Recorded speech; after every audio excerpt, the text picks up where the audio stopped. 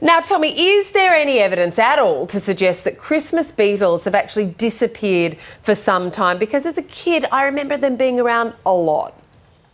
Yeah, that's a difficult question to answer because normally to say an animal is in decline, we would like to have a nice baseline population that we've been monitoring over years and years and years. We simply don't have that information for Christmas beetles. Now, almost everyone I talk to has the same story as you, though, that they remember there being lots of Christmas beetles when they were kids, and there are fewer now. And if it was one person saying that, I'd go, memories can be iffy. We often remember things as bigger or more abundant when we're children. But it's such a universal memory that it makes me very, very concerned. So I have noticed, say in the kitchen buzzing around, beetles making a bit of a return. They look like they've got that shimmery iridescent back. Do you think they're making a return? I mean, is it hard to actually identify a Christmas beetle from an ordinary beetle? Yeah, and that's really the problem. Once you get your eye in, it's easy to tell them apart. But I've noticed this year in particular, we've been getting lots of reports of people saying, oh, there's heaps of Christmas beetles in my pool or in my house.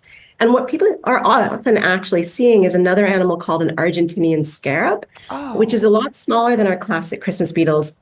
Doesn't really have the iridescence and has really kind of skinny, spindly back legs, whereas Christmas beetles tend to have these beautiful, thick back legs. It's like a beetle that's never skipped leg day. Like they're quite chunky. And you can usually hear them coming. They're big, so it's like a bzzz sound as they come towards us. So it's possible that you're seeing Christmas beetles. I really hope so. But in my experience this year, a lot of the things people say are lots of Christmas beetles have been not Christmas beetles. Oh, they're the imposter scarabs. Yeah. How outrageous this time of year.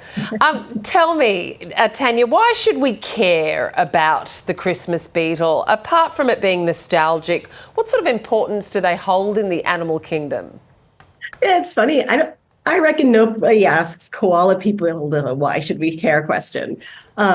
It's interesting in that when we're talking about vertebrates like koalas or platypus or kangaroos, it's enough for them to be our animals for us to care about them. Whereas with insects, we tend not to give them that extra bit of grace. We're like, what do they do for us? I think we should care about Christmas beetles because they're a part of our shared natural history. They're something that's iconically Australian, just like kangaroos and platypus and koalas. Having said that, ecologically, they do have important roles. So the adults emerge in huge numbers right around the summer season when many other animals like reptiles, birds, and mammals are in the process of rearing up their young. Christmas beetles are basically flying balls of protein and fat. They're easy to catch, they're quite clumsy, and they're full of nutrients. And so they're an important food source. The babies of Christmas beetle, the larvae, live in the soil where they tunnel around, mixing the soil, bringing oxygen into the soil, and introducing organic matter. And so they're probably really important for soil health as well. And they're also food for other animals. Yeah, absolutely. A flying bauble of fat and protein, as you just conjured up a great image there.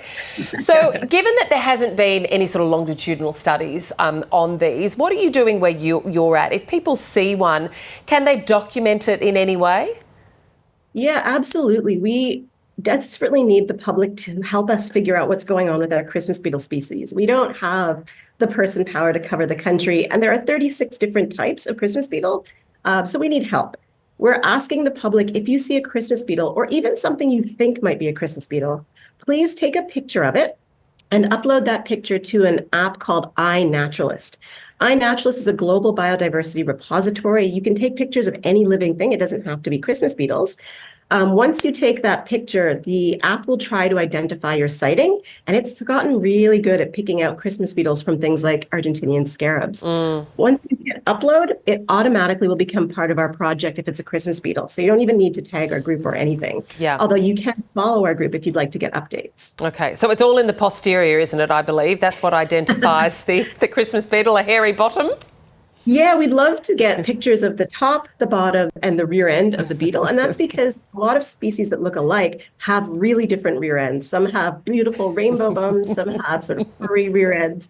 Others have this beautiful green iridescent rear end. So I spend a lot of time staring at beetle rears. All different shapes and colours, it seems. Tanya Latty, thank you so much for joining us. Yeah, thanks for having me.